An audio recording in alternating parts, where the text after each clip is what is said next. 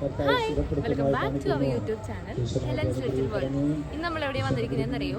തൃശ്ശൂരുള്ള നമ്മുടെ ജെറുസലേം ധ്യാനകേന്ദ്രത്തിലാണ് കേട്ടോ. അവിടെ പുൽക്കൂട് കാണാൻ വേണ്ടിയിട്ട് ഭയങ്കര ജനാവലിയായിരുന്നു കേട്ടോ. നമ്മൾ പോയത് ക്രിസ്മസ് ദിവസം 25-ാം തീയതി ഒന്നും അല്ലായിരുന്നു. എന്നിട്ടും നിങ്ങൾ ക്യൂ കണ്ടോ? പിന്നെ എൻ്റെ ശബ്ദം എങ്ങനെ ഇരിക്കുകയെന്ന് നോക്കണ്ട, പനി പിടിച്ചിരിക്കുകയാണ്. അതാണ് ഈ വീഡിയോ വരാനും ഡിലേ ആയത് കേട്ടോ. എൻ്റെ ബർത്ത്ഡേ വ്ളോഗ് ഞാൻ ഓൾറെഡി അപ്ലോഡ് ചെയ്തിട്ടുണ്ടായിരുന്നു. അത് കണ്ടിട്ടുള്ളവർക്ക് ഈ സ്ഥലം പരിചയം ഉണ്ടാവും കേട്ടോ. ഈ കുരിശിൻ്റെ ചുവട്ടിൽ വന്ന് ഇഷ്ടംപോലെ ഞാൻ പ്രാർത്ഥിച്ചിട്ടുള്ളതാണ്, ഇപ്പോഴും പ്രാർത്ഥിക്കുന്നുണ്ട് കേട്ടോ. അപ്പോൾ നോക്കിയേ, ഭയങ്കര ക്യൂ ആണ്. ഈ ക്യൂ മുഴുവൻ താണ്ടി വേണം നമുക്ക് അങ്ങോട്ട് എത്താൻ. പക്ഷേ ഏറ്റവും എനിക്ക് ഇഷ്ടപ്പെട്ട പാർട്ട് എന്ന് പറഞ്ഞാൽ പട്ടത്തച്ഛനെ നമുക്ക് അങ്ങനെ ഇപ്പോഴും അടുത്ത് പ്രാർത്ഥിക്കാനൊന്നും കിട്ടണമെന്നില്ലല്ലോ എപ്പോഴും.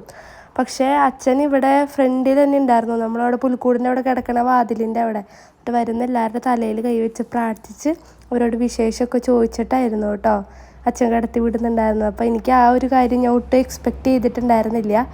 അപ്പോൾ അതെനിക്ക് ഭയങ്കര സന്തോഷമായിരുന്നു. കാരണം നിങ്ങൾക്ക് ദൂരെ നിന്ന് അച്ഛൻ്റെ തലയ്ക്ക് കൈ വെച്ചിട്ട് പ്രാർത്ഥിക്കുന്നത് കണ്ടോ. എല്ലാവരെയും പ്രാർത്ഥിക്കുന്നുണ്ടായിരുന്നു, എല്ലാവരോടും വിശേഷങ്ങളും കാര്യങ്ങളൊക്കെ ചോദിക്കുന്നുണ്ടായിരുന്നു കേട്ടോ. എന്നോട് ചോദിച്ചിരുന്നു. അതുപോലെ ഞാൻ എത്തുന്ന കറക്റ്റ് ടൈമിൽ വെച്ചിട്ട് ക്യൂ ക്ലോസ് ചെയ്തു.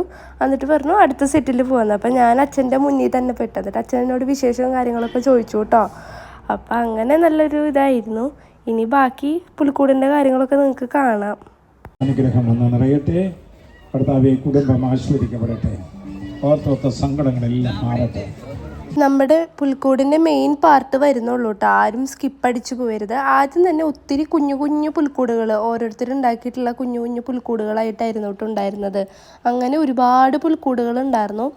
ഒത്തിരി നമുക്ക് ഇനി അടുത്ത വർഷമൊക്കെ ഞങ്ങൾക്ക് ഇവിടെ പുൽക്കൂട് ഉണ്ടാക്കണമെങ്കിൽ ഇൻസ്പയറിങ് ആയിട്ടുള്ള ഒത്തിരി പുൽക്കൂടിൻ്റെ ഐഡിയാസ് തന്നെ നമുക്ക് ഇവിടെ നിന്ന് കിട്ടുമായിരുന്നു കേട്ടോ. ഒത്തിരി പേരുടെ എഫേർട്ടാണ്. അപ്പോൾ എല്ലാം ഒന്നിനൊന്ന് മെച്ചായിരുന്നു കേട്ടോ. ഇനി ഏറ്റവും അടിപൊളി എന്ന് പറഞ്ഞു കഴിഞ്ഞാൽ സ്വർഗവും ശുദ്ധീകരണ സ്ഥലവും നരകവുമായിട്ട് സെറ്റ് ചെയ്തിട്ട് അവിടെ അങ്ങനെ ഒരു പോർഷൻ ഉണ്ടായിരുന്നു. അത് ഞാൻ ആദ്യമായിട്ടാണ് കാണുന്നത്, അങ്ങനെ ഒരു സെറ്റിങ്. അത് ശരിക്കും നമുക്ക് ആ ഒരു ഫീല് കിട്ടും. ഇത് സ്വർഗ്ഗമാണ്, അല്ലെങ്കിൽ ഇത് ശുദ്ധീകരണ സ്ഥലമാണ്, അല്ലെങ്കിൽ ഇത് നരകമാണ്. അത്രയും ഒറിജിനാലിറ്റിയോട് കൂടിയിട്ടാണ് ചെയ്തിരിക്കുന്നത് കേട്ടോ. അതൊക്കെ എന്തായാലും വരുന്നുള്ളൂ, വെയിറ്റ് ചെയ്യാം കേട്ടോ.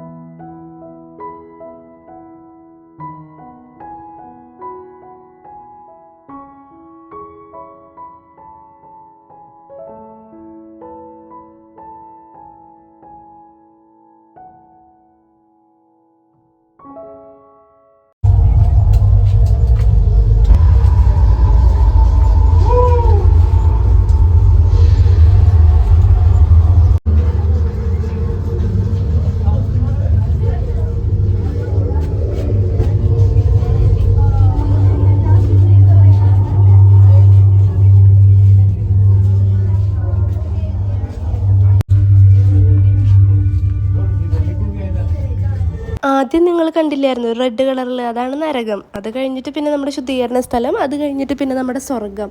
ആ ഭാഗം നിങ്ങൾ കണ്ടോട്ടെ എന്ന് വിചാരിച്ചിട്ടാണ് ഞാൻ പിന്നെ ആ സമയത്ത് വോയിസ് ഓവറും കാര്യങ്ങളൊന്നും കൊടുക്കാഞ്ഞ കേട്ടോ.